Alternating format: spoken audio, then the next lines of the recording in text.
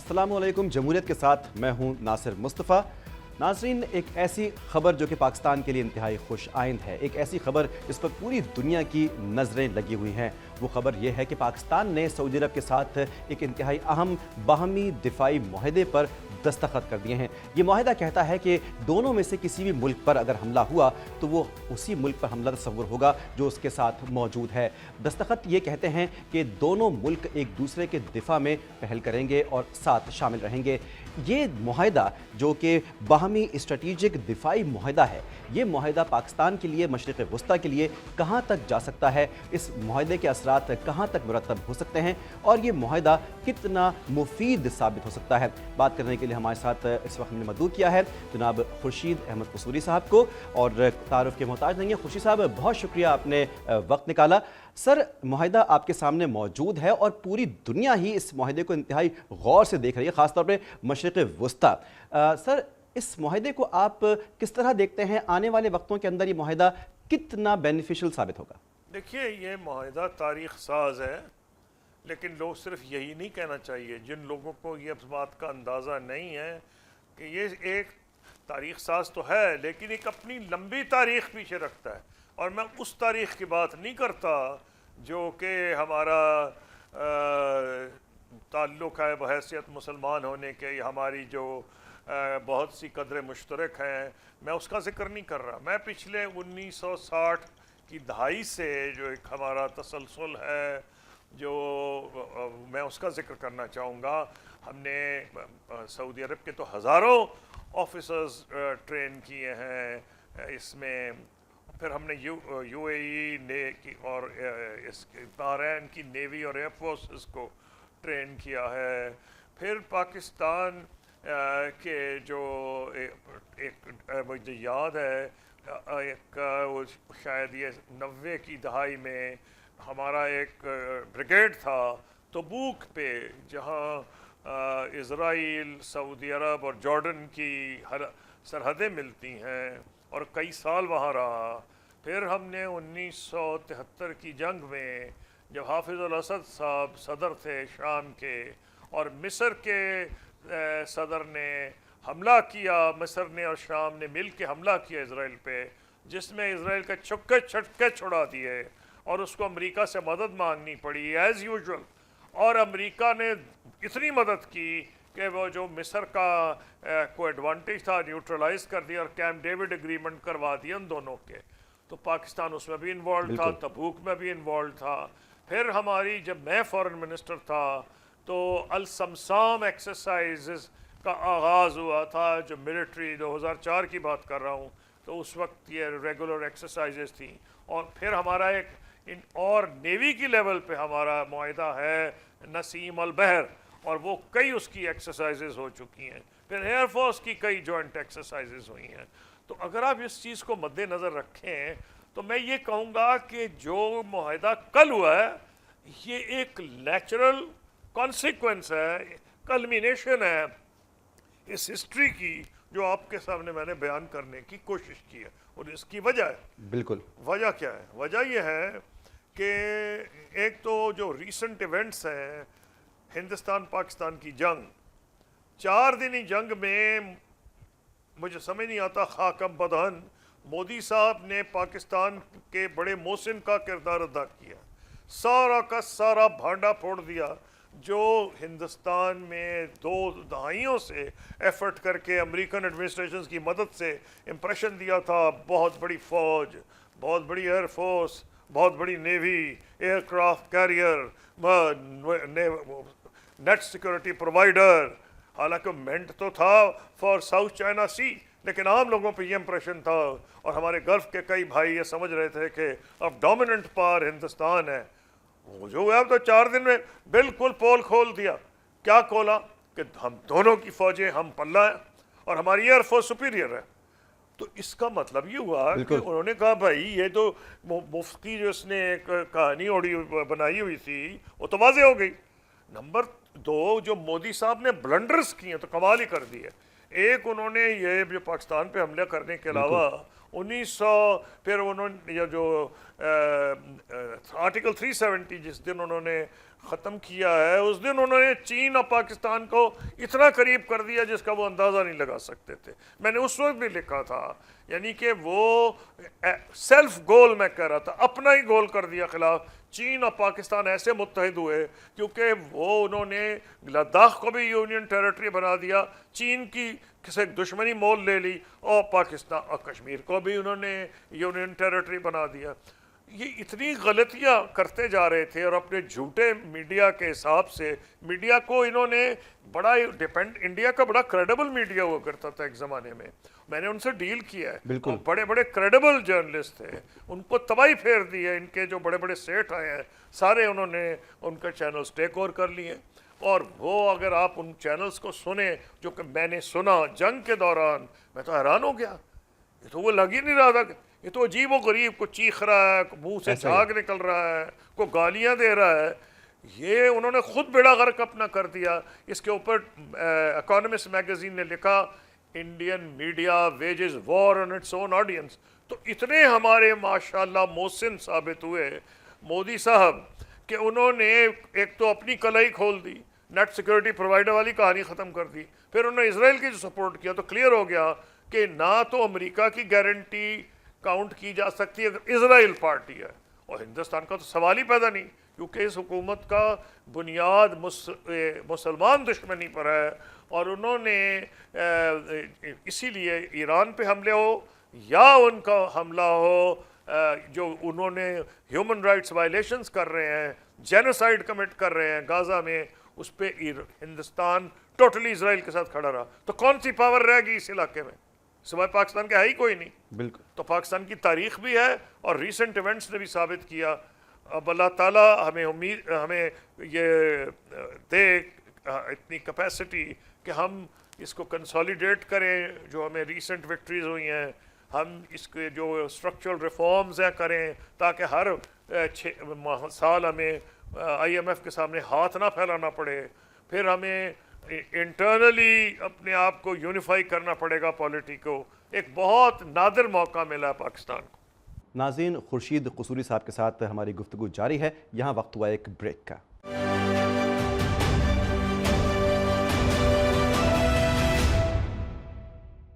Welcome back नाजरीन। खुर्शीद अहमद कसूरी साहब हमारे साथ मौजूद हैं, उनसे गुफ्तगू का सिलसिला आगे बढ़ाएंगे और मज़ीद अहम बात उनसे पूछेंगे। इसराइल और अमरीका भी बगौर देख रहे होंगे इस माहदे को, ये बहुत बड़ा टर्निंग पॉइंट है, हिस्टोरिक मोमेंट है।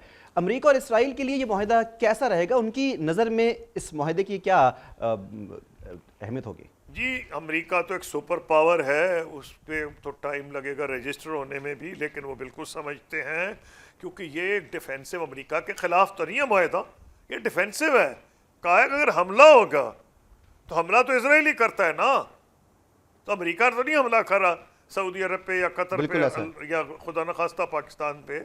अमेरिका ये ज़रूर समझेगा कि हाँ, ये बेड़ा गर्क किसने करा दिया, नेतन्याहू ने, ये तो ज़रूर समझेगा। जैसे हिंदुस्तानियों को किसी वक्त समझ आएगा कि मोदी ने बेड़ा गर्क करा दिया हिंदुस्तान का, इसी तरह उनको समझ आएगी अमेरिकनों को कि बेड़ा गर्क उनका करा दिया है नेतन्याहू ने। 100 साल पुरानी गारंटीज, बल्कि 100 से ज़्यादा सऊदी अरब की साथ थी। जिस दिन उसने हमला किया है, सबको समझ आ गई कि भाई सऊदी अरब हो, कोई हो, अगर इसराइल है तो कोई अमेरिका की गारंटी, अगर अमेरिका का सदर चाहे भी तो उस पर इतने प्रेशर्स आते हैं, इंटरनल पॉलिटिकल प्रेशर्स हैं कि वो नहीं मदद कर सकता। तो ये सारी चीज़ें वाज़े हो गई। सर जी सर, ये इंडियन फॉरेन मिनिस्ट्री ने एक बयान दिया है फ़ौरन माहदे के बाद कि हमें पहले से ही खबर थी कि ये माहदा होने वाला है। क्या बताना चाह रहे हैं वो?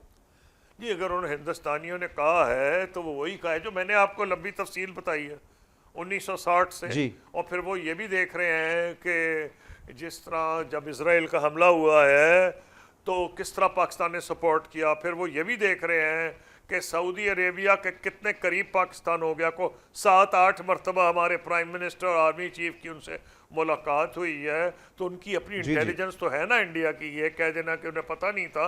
मैंने तो ये इंडियन आइसोलेशन बढ़ रही है क्योंकि बिजनेस भी उनका तबाह हो रहा है, और ये ग्लोबल आइसोलेशन जो है इस माहदे के बाद इंडिया के लिए मसाइल पैदा हो चुके हैं।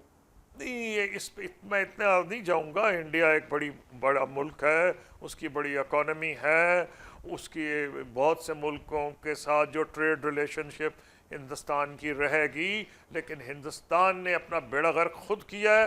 اور جو انہوں نے ابھی ریسنٹ سٹینڈز لیے ہیں, اور مودی صاحب ان پرٹیکولر, کیونکہ میں ایک دوسرے ہندوستان کو جانتا ہوں جس کے ساتھ ہم نے تقریباً امن کر لیا تھا, کشمیر کے اوپر ہمارا معاہدہ بھی ہونے والا تھا, اور وہ دوسرا ہندوستان تھا یہ, اور اس میں بی جے پی بھی شامل تھی. واجپئی صاحب کے دور میں بھی میں نے ان سے ڈیل کیا ہے, منموہن سنگھ صاحب کو لمبا دور کیا ہے.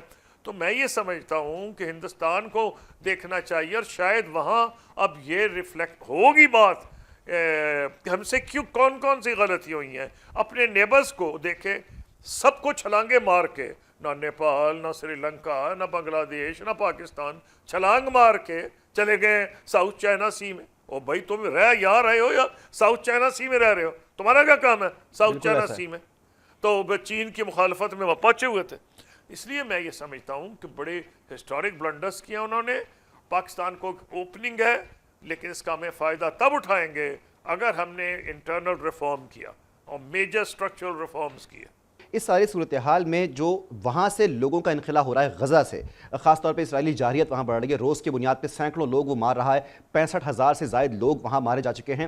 یہ گریٹر اسرائیل کے حوالے سے جو ان کا پلان ہے مشرق وسطیٰ کو تباہ کرنا, یہاں پہ بھی ایگریشن کرنا اور وہاں سے لوگوں کا انخلا کرنا, یہ گریٹر اسرائیل کا پلان کس حد تک اسرائیل اس میں کامیاب ہو پا رہا ہے, یا اس کی موومنٹ کس طرف ہے؟ سب سے پہلا اس کو جو دھکا لگا ہے وہ پاکستان اور سعودی عرب کا جو معاہدہ ہوا, اس سے بڑا اس کو دھکا لگ کوئی نہیں سکتا. اب اس کو پتا ہے گریٹر اسرائیل میں تو بہت سے علاقے شامل ہیں, تو اگر خدا نہ خواستہ وہ بڑھتا ہے سعودی عرب کی طرف, تو اس کو پتا ہے جواب کیا آئے گا.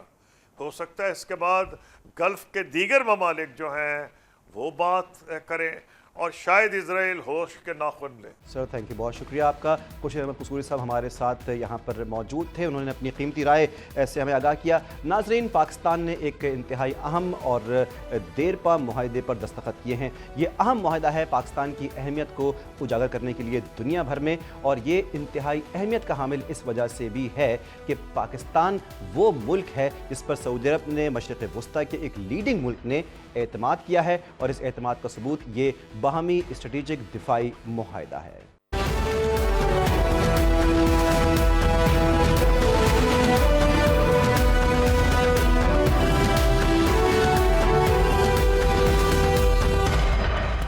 Welcome back. ناظرین, پاکستان میں سیلابی صورتحال ملک کے مختلف اور بڑے حصوں میں ہے, جہاں پر لاکھوں ایکڑ پر کھڑی فصلیں تباہ ہو چکی ہیں. ہزاروں لوگ اس کے اندر موت کے گھاٹ چلے گئے, جبکہ لاکھوں لوگ ڈسپلیس ہوئے, یعنی ان کو اپنے علاقے چھوڑنا پڑ گئے. مویشی اس کے اندر ڈسپلیس ہوئے, لوگوں کا کام ٹھپ پڑ چکا ہے. پاکستان کا ایگریکلچر اس وقت خطرناک موڑ پر آ کر کھڑا ہو گیا ہے. اس پانی کا ہم نے کرنا کیا ہے, اس پانی کو کہاں لے کر جانا ہے؟ آیا کہ یہ ہمارے لیے مصیبت ہے یا ہمارے لیے کارآمد ہے؟ یہ فیصلہ انتظامیہ کے ہاتھ میں ہے, حکومت کے ہاتھ میں ہے. اس کا ایک حل کہا جاتا ہے کہ ڈیمز بنے, اور ایک جانب اس بارے میں کہا جاتا ہے کہ ڈیمز نہیں بننے چاہیے. یہ سیاست ہو رہی ہے. صورتحال کیا ہے؟ ہم نے یہ بھی دیکھا کہ دو اہم پارٹیاں, دو بڑی پارٹیاں پاکستان میں اس معاملے کو لے کر ایک دوسرے سے اتفاق نہیں رکھتی. نون لیگ اور پیپلز پارٹی کی بات ہو رہی ہے. اس میں کھٹ پٹ بھی سامنے آ رہی ہے, اور ایک دوسرے پر الزام تراشیوں کا سلسلہ بھی دیکھنے میں آ رہا ہے. حالانکہ یہ معاملہ پاکستان کی بقا کا ہے, پاکستان کے لوگوں کا ہے. بات کرنے کے لیے آج ہم نے مدعو کیا ہے. ہمارے ساتھ محمد سلیم بلوچ صاحب موجود ہیں, معاون خصوصی ہیں سی ایم سندھ مراد علی شاہ کے. سر, ویلکم کریں گے آپ کو پروگرام میں. معاملہ آپ نے سنا کہ ہم کو کیا درپیش ہے, لیکن بات یہ ہے کہ ایک جانب کہا جا رہا ہے کہ ڈیمز چاہیے, ایک جانب کہا جا رہا ہے کہ ڈیمز نہیں چاہیے. ہم نے دیکھا پیپلز پارٹی مخالف ہے اس کی, لیکن آپ یہ بتائیے گا کہ اس معاملے پر سولوشن آپ کے پاس کیا دکھتا ہے, کہ اس پانی کو سنبھالنے کے لیے ہم کیا کریں گے؟ بسم اللہ الرحمن الرحیم. سب سے پہلے تو آپ کا تھینک یو, اور یقیناً پاکستان کے لیے اور پوری پاکستان سے جو یہ ابھی تازہ جو فلڈ آیا ہے وہ ایک ایشو ہے, اور یہ پہلی دفعہ ایسا نہیں ہوا. آپ کو یاد ہوگا کہ یہ فلڈ ہمیشہ آتے رہتے ہیں, اور الحمدللہ یہ فلڈ جب سندھ میں داخل ہوا تو سندھ میں اس فلڈ کو مکمل طور پر گورنمنٹ الرٹ تھا, पूरा सिंध गवर्नमेंट अलर्ट रहा है इस पूरी फ्लड की, जो कि अभी तक हम उसको बोलते हैं कि रिलीफ और रिस्पांस फेज से हम गुजर रहे हैं, जो कि ये फ्लड अभी तक सिंध को क्रॉस कर रहा है। अगर आज की भी फिगर मैं आपको दे दूं तो आप अपडेट होंगे, आपकी नाजरीन भी अपडेट होगा कि इस वक्त भी गुड्डू बैराज से जो है वो 4,85,000 क्यूसेक पानी क्रॉस हो रहा है। इसी तरह सक्कर बैराज से 5,38,000 क्यूसेक पानी क्रॉस हो रहा है। और हमारा जो है वो बिल्कुल डाउन स्ट्रीम पे जो हमारा आपका कोटड़ी बैराज है, उस पे भी इस वक्त 3,15,000 क्यूसेक पानी क्रॉस हो रहा है। लेकिन सिंध गवर्नमेंट मुकम्मल तौर पर अलर्ट है, और सिंध गवर्नमेंट ने इस पे काफी काम किया। 2010 की फ्लड की बाद स्पेशली सिंध गवर्नमेंट बहुत अलर्ट रहा, और सिंध गवर्नमेंट ने इस पे बहुत बड़ा काम किया है। वो काम ये किया कि हमारे पास कश्मीर से लेके केटी बंदर तक दोनों तरफ जो बचाव बंद है, उसको सिंध गवर्नमेंट ने कहीं 5 फुट कहीं 6 फुट रेज किया है, ताकि जो फ्लड की पानी है वो दरिया की हदूद तक, कच्चे की इलाके तक महदूद रहे और वो बाहर ना निकले, जिससे लोगों को नुकसान ना हो। गो के कच्चे का जो इलाका है उसमें भी एग्रीकल्चर बहुत अच्छा होता है, वहाँ उस वक्त उस इलाके तक पानी है। लेकिन स्मूथली हम इस पेज से गुजर रहे हैं, और इसमें मैंने आपको पहले कहा कि बहुत अलर्ट है सिंध गवर्नमेंट, मुकम्मल तौर पर अलर्ट है। सलीम साहब बिल्कुल, जो एक्टिविटीज़ आपने बताई हम उससे एग्री करते हैं, लेकिन ये कंटिंजेंसी और रिकवरी प्लानिंग कहलाती है। यानी कि सैलाब आ गया, तबाही फिर गई, उसके बाद में रिकवरी और कंटिंजेंसी प्लानिंग हो रही है। रेस्क्यू और रिलीफ से हमें इनकार नहीं है। इससे बचाव के लिए क्या हो सकता है? ये हर साल अगर होता रहा, अगले साल इससे बड़ा सैलाब आ सकता है। डैम्स की बात होती है, पीपल्स पार्टी अपोज करती है। ये क्या मामला है? नून लीग के साथ इस पर इत्तेफाक राय नहीं हो पा रहा, दोनों जानिब से बयानबाजी हो रही है। इस मामले में क्या कहेंगे? देखें, जो दरिया होता है ये इंटरनेशनल तस्लीम शुदा बात है कि दरिया की पानी पे सबसे ज्यादा हक जो लास्ट में आता है उसका बनता है। तो इस वक्त सबसे लास्ट जो इंडस से रिवर पे या सतलज या रावी जो रिवर से आके पंजत पे एक जगह पे इकट्ठे होके आते हैं, उस पे लास्ट में सिंध सूबा मौजूद है। तो सिंध सूबे का जो है वो ये पूरा इंटरनेशनली एक माना हुआ तस्लीम किया हुआ हकीकत है कि सिंध की जो है वो हुकूक इस पे सबसे ज्यादा है। तो डैम का इशू इस पे बनता इसलिए नहीं है कि डैम आप किस चीज के लिए बनाओगे। अभी जैसे आपने सुना होगा पिछले दिनों एक इशू उठाया था, हमारे केपीके की वजीर आला साहब ने बोला था कि अगर डैम बनाते तो ये फ्लड नहीं आता। आप मुझे बताओ कि जो शख्स पाकिस्तान की जोग्राफिया से वाकिफ ना हो, पानी सतलज से, रावी से, चनाब से आ रहा है और आप डैम बनाने की बात करते हैं इंडस पे, तो आप उसको कैसे रोकेंगे? ऐसा नहीं है। अब डैम देखो, ये जब बरसात होती है पानी आता है, ये पानी हमारे पास सतलज, रावी और चनाब से जो पानी आ रहा है ये इंडिया से बहता हुआ आपके पास आ रहा है। क्या हिंदुस्तान में डैम नहीं बने हुए? बने हुए डैम वहां पे। ठीक है। उसके बावजूद भी डैम की एक कैपेसिटी होती है, उस कैपेसिटी से जब पानी ओवरफ्लो हो जाता है तो यकीनन उस पानी को आपको डाउन स्ट्रीम पे छोड़ना पड़ेगा, और वही पानी छोड़ा। हिंदुस्तान ने भी वही काम किया और ये पानी बहता हुआ सिंध तक आ गया, जो कि अब समंदर पे जाएगा। तो मैं नहीं समझता कि हम इस इश्यूज के जो पे सिंध के लिए इंतई असास, सिंध की आवाम के लिए इंतई असास इशू है, इस पे हम डिस्कस करें। हाँ, हम ये जरूर देख सकते हैं कि इस वक्त ये जो फ्लड आया है, इस फ्लड की गुजरने के बाद, जैसे कि मैंने कहा, इस वक्त हम रिलीफ और रिस्पांस की फेज से गुजर रहे हैं। उसके बाद हमारे पास एक और फेज आता है, रिहेबिलिटेशन का फेज। उसमें हम क्या कर सकते हैं? उसमें यकीनी तौर पर लोगों की जो इसके बाद जो सूरत पैदा होता है अक्सर तौर पर वो ये होता है कि उस इलाके में बीमारी फैलने की बहुत ज्यादा खदशात होते हैं। डेंगू हो गया, मलेरिया हो गया, मुख्तलिफ वायरस फैलते हैं। उसके लिए भी मुकम्मल तौर पर कैंप्स लगाए गए हैं, मुकम्मल मेडिकल कैंप लगे हुए हैं, और सिंध गवर्नमेंट की हेल्थ डिपार्टमेंट मुकम्मल तौर पर डिप्लॉय है। पीडीएमए है, हमारी लोकल एडमिनिस्ट्रेशन है, इरिगेशन डिपार्टमेंट है, उस पे हम चल रहे हैं। और उसके बाद फिर एक हमारा पेज और आता है, जब हम रिहेबिलिटेशन भी निकलते हैं तो हम रिकंस्ट्रक्शन या रिकवरी पेज जिसको बोलते हैं। वो तो अभी तक मैंने आपको कहा कि हम जैसे 2010 में एक फ्लड आया था, बिल्कुल ठीक है। उसके बाद फिर 2022 में हमारे मैंने पास आपकी एक बात से फ्लड इत्तेफाक आया। किया वो सलीम साहब मुझे लेट मी कंप्लीट। उस जी। रिकंस्ट्रक्शन की पेज में हम अभी तक गुजर रहे हैं। आपको पता है कि सिंध ने جو 2010 کی फ्लड में 2022 की फ्लड में लोग बेघर हो गए थे, उनको 2.1 मिलियन घर बना के दे रहे हैं पाकिस्तान पीपल्स पार्टी चेयरमैन साहब बिलावल भुट्टो जरदारी साहब की अहकामात के मुताबिक और साईं मुराद अली शाह साहब की लीडरशिप पे।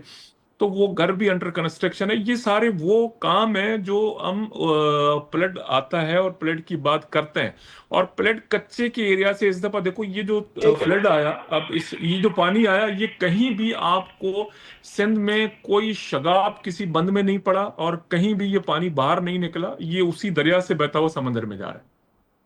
ठीक है सर, मैंने आपकी बात सुनी मुकम्मल, और मैंने पहले भी आपसे कहा था कि हम कंटिजेंसी और रिकवरी प्लानिंग जो इक़दामात हैं सिंध गवर्नमेंट के, हम उससे इत्तेफाक करते हैं, लेकिन आपने अली अमीन गंडापुर की बात से इत्तेफाक नहीं किया। तो दूसरी जानिब आपके जो बड़े इत्तेहादी हैं नून लीग वाले, उनसे भी तो आपका इत्तेफाक राय पैदा नहीं हो पा रहा डैम्स के मामले पे, हालांकि ज़्यादा तबाही जो है वो पंजाब में आई है। हमारा देखो, मैंने आपको वही कहा कि डैम्स के हवाले से हमारा एक क्लियर मौक़िफ़ है, सिंध की आवाम का एक क्लियर मौक़िफ़ है कि मैं आपको कह रहा हूं ना कि डैम्स, ये जो सारा पानी आपके पास सतलज, रावी और चनाब में बहता हुआ हिंदुस्तान से आ रहा है, हिंदुस्तान में कितने डैम बने हुए हैं? बने हुए ना डैम। ये वहां से डैम से पानी ओवरफ्लो होके आ रहा है। जब क्लाइमेट चेंज की वजह से, जो कि पेशन गोई है कि बारिशें होंगी, अगले साल भी बारिशें होंगी, इस साल भी अच्छा खासा बारिश हुआ, अगले साल भी होगा, तो डैम की एक कैपेसिटी होता है और डैम उस कैपेसिटी तक पानी रोक सकता है, उससे ज्यादा वो डैम वो पानी नहीं रोकेगा। और मैंने आपको पहले कहा कि ये हमारा स्टांस है कि इस पानी पे, इंडस की पानी पे सबसे ज्यादा हक सिंध का है। रिवरेन एरिया हम है, सिंध सबसे लास्ट में है, तो सबसे ज्यादा हक सिंध का है। तो इस पे हम न मुस्लिम लीग नून से इत्तेफाक करते हैं, न किसी और से इत्तेफाक करते हैं इस डैम की इश्यूज पे। ठीक है, बिल्कुल आपने कहा और मैं इस बात से एग्रीड हूँ कि इंडस के पानी पे सबसे ज़्यादा हक़ सिंध अपना कहता है, और ये मानने वाली बात है। लेकिन आपने कहा कि डैम्स की नॉलेज नहीं है उनको, तो होती तो वो ऐसी बात ना करते अली अमीन गंडापुर, और उसके बाद में नून लीग वाले भी डैम्स की नॉलेज नहीं रखते। तो ये कहना वजह होगा कि डैम्स की सबसे ज़्यादा नॉलेज पीपल्स पार्टी को है। यकीनी तौर पर मैं सिर्फ इस पॉइंट नहीं, मैं नहीं कह रहा, मैं सिर्फ ये कह रहा हूं कि अली अहमद गंडापुर जो सीएम है केपी की, उसकी बयान को मैं कोड आपने किया पीटीआई को, मैं सिर्फ ये कह रहा हूं कि उस साहब को ये भी नहीं पता था, उसने कहा था ना कि वो कोई काला बड़ाया बाग डैम की बात की, तो वो ये जो सतलज का, रावी का और चनाब का पानी आ रहा है, वो डैम बनना था इससे ऊपर वाले मकाम में जहां आके ये इंडस को टच करते हैं, वो तो इंडस पे उसको बनना था। अगर वो बना भी होता तो ये पानी तो सतलज से, रावी से और चनाब से आया हुआ है, तो उस डैम का इससे कोई लेना देना नहीं है। ये पानी तो उस डैम तक जाता भी नहीं, वो तो ऊपर की हिस्से में कहीं प्रपोज किया हुआ था। ठीक है, और इस वक्त आपने रिहैबिलिटेशन की बात की कि हम रिहैबिलिटेशन के फेज़ में भी हैं, रिकवरी के साथ साथ रिहैबिलिटेशन के लिए जो आपने लोग डिस्प्लेस किए हैं, उनके जो फसलें उनकी तबाह हुई हैं, कच्चे का इलाका तो पूरा ही डूब चुका है, कई इलाके हमारे पास इत्तलात हैं और स्टैटिस्टिक्स भी हैं, डूब चुके हैं। यहाँ से पानी को निकालने के लिए और लोगों को वापस लाने के लिए आप क्या करेंगे रिहैबिलिटेशन के बाद में? देखिए, रिहेबिलिटेशन, मैंने आपको कहा कि अभी तक तो हम रिलीफ और रेस्क्यू की पैस से गुजर रहे हैं, चूंकि ये फ्लड हमारे पास से अभी होता हुआ जा रहा है, मैंने आपको फिगर भी शेयर किए, ये अभी होता हुआ जा रहा है। इस वक्त हम सिर्फ रिलीफ और रिहेबिलिटेशन पे, उस पे रेस्क्यू पे काम कर रहे हैं। रिहेबिलिटेशन में भी हम काम कर रहे हैं। रिहेबिलिटेशन का मतलब ये होता है कि आप उस एरिया में जहां मैंने आपको कहा ये फ्लड आया है, ये पानी तो 15 या 10 दिन में गुजर के चला जाएगा, कोटली डाउन स्ट्रीम से होता हुआ चला जाएगा। उसके बाद जो हमारे लिए सबसे बड़ा चैलेंज होगा, वो चैलेंज, जैसे मेरे चेयरमैन साहब ने कहा कि आपके पास फूड सिक्योरिटी का चैलेंज होगा, खुराक का सबसे बड़ा चैलेंज पैदा हो जाएगा। आपके पास गंदम की शॉर्टेज है, और 2025 और 26 में, चूंकि पिछले साल आपको गंदम का, जैसे आज सीएम साहब ने इस पे एक मीटिंग भी की है, तो पिछले साल आपको गंदम का रेट कम मिला। जो एग्रीकल्चरिस्ट हैं, जो हमारे आड़ी हैं, जो किसान हैं, उनको कम रेट मिला। तो इस साल इम्कान ये है कि जब कम रेट, हर साल जब एक साल रेट कम होता है, तो अगले साल एग्रीकल्चरिस्ट क्या करता है कि गंदम का कास्ट कम करता है, तो उसके इम्कान आते हैं। तो हम उसको प्रोमोट कर रहे हैं कि ज्यादा से ज्यादा गंदम कास्ट हो, ताकि हमारे पास फूड की शॉर्टेज ना हो। میں نے آپ کو کہا کہ اس کی فلڈ کی گزرنے کے بعد ہمارے پاس اکثر ملیریا، ڈینگی اس طرح کی وائرس آتے ہیں. اس کے لیے ہم نے مکمل طور پر کیمپس لگائے ہوئے ہیں، لوگوں کو ہم ویکسین دے رہے ہیں، لوگوں کو ٹریٹمنٹ کر رہے ہیں.